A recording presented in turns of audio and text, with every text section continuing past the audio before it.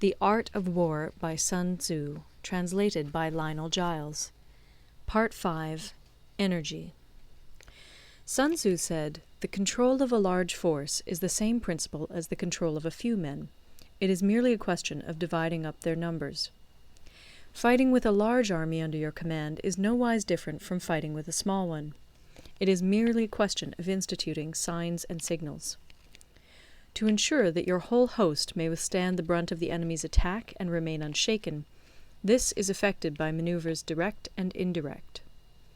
That the impact of your army may be like a grindstone dashed against an egg, this is effected by the science of weak points and strong. In all fighting, the direct method may be used for joining battle, but indirect methods will be needed in order to secure victory. Indirect tactics, efficiently applied, are inexhaustible as heaven and earth, unending as the flow of rivers and streams. Like the sun and moon, they end but to begin anew. Like the 4 seasons, they pass away to return once more. There are not more than 5 musical notes, yet the combinations of these 5 give rise to more melodies than can ever be heard. There are not more than 5 primary colors, blue, yellow, red, white, and black, yet in combination they produce more hues than can ever be seen. There are not more than 5 cardinal tastes, sour, acrid, salt, sweet, bitter, yet combinations of them yield more flavors than can ever be tasted.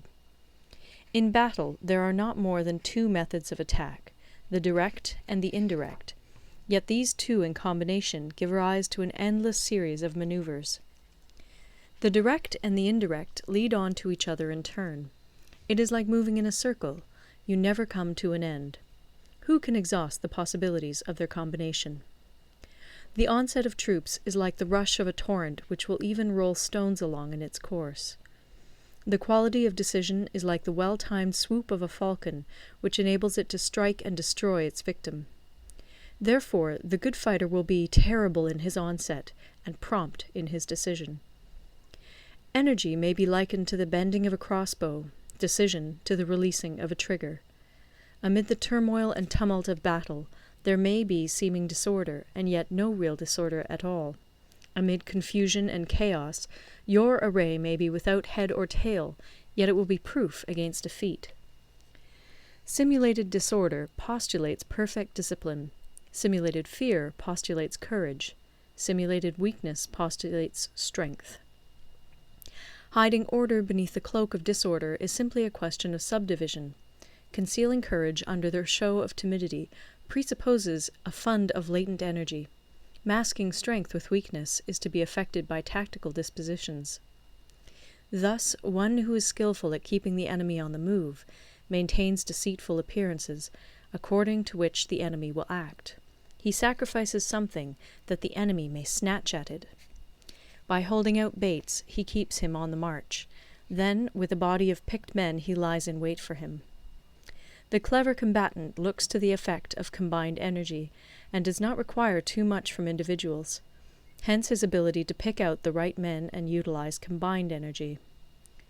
When he utilizes combined energy, his fighting men become as it were like unto rolling logs or stones, for it is the nature of a log or stone to remain motionless on level ground, and to move when on a slope.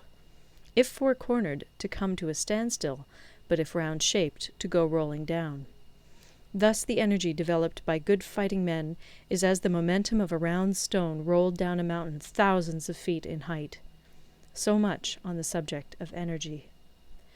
End of Part 5. Part 6. Weak Points and Strong. Sun Tzu said, "Whoever is first in the field and awaits the coming of the enemy will be fresh for the fight.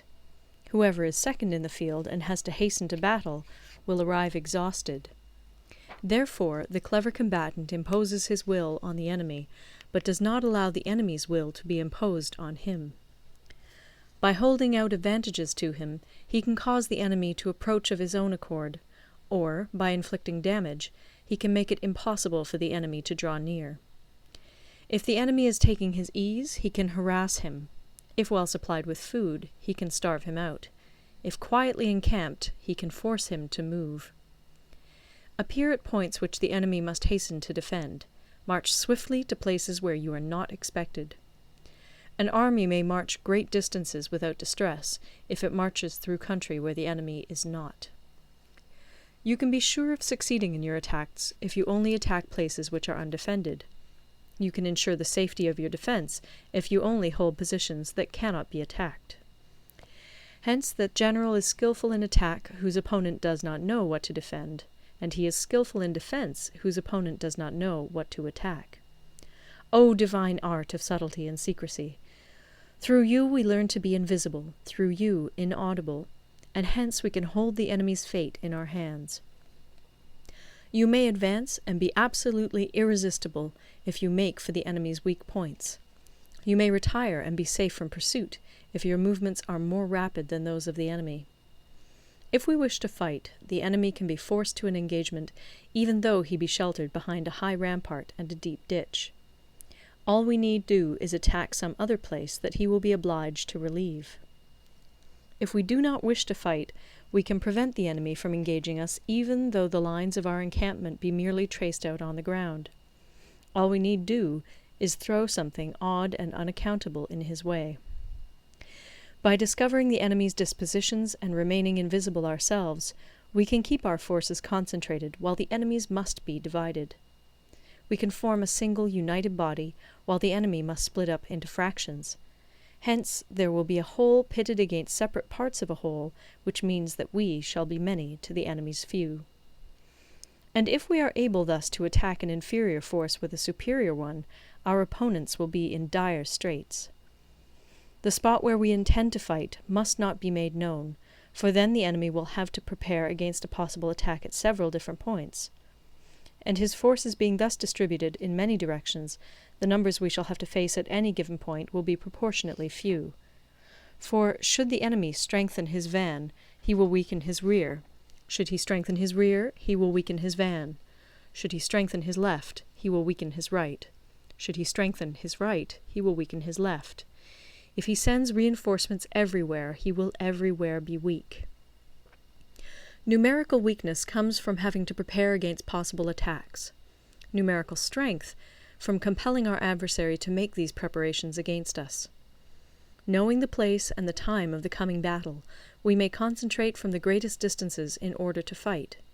But if neither time nor place be known, then the left wing will be impotent to succour the right equally impotent to succour the left, the van unable to relieve the rear, or the rear to support the van. How much more so if the furthest proportions of the army are anything under 100 li apart, and even the nearest are separated by several li. Though according to my estimate the soldiers of Yue exceed our own in number, that shall advantage them nothing in the matter of victory. I say then that victory can be achieved. Though the enemy be stronger in numbers, we may prevent him from fighting. Scheme so as to discover his plans and the likelihood of their success. Rouse him, and learn the principle of his activity or inactivity. Force him to reveal himself, so as to find out his vulnerable spots.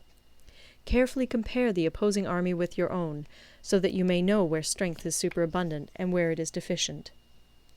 In making tactical dispositions, the highest pitch you can attain is to conceal them. Conceal your dispositions, and you will be safe from the prying of the subtlest spies, from the machinations of the wisest brains. How victory may be produced for them out of the enemy's own tactics, that is what the multitude cannot comprehend. All men can see the tactics whereby I conquer, but what none can see is the strategy out of which victory is evolved. Do not repeat the tactics which have gained you one victory, but let your methods be regulated by the infinite variety of circumstances. Military tactics are like unto water, for water in its natural course runs away from high places and hastens downwards. So in war, the way is to avoid what is strong and to strike at what is weak. Water shapes its course according to the nature of the ground over which it flows. The soldier works out his victory in relation to the foe whom he is facing. Therefore, just as water retains no constant shape, in warfare there are no constant conditions. He who can modify his tactics in relation to his opponent and thereby succeed in winning may be called a heaven-born captain. The 5 elements, water, fire, wood, metal, earth, are not always equally predominant. The 4 seasons make way for each other in turn. There are short days and long. The moon has its periods of waning and waxing. End of Part 6.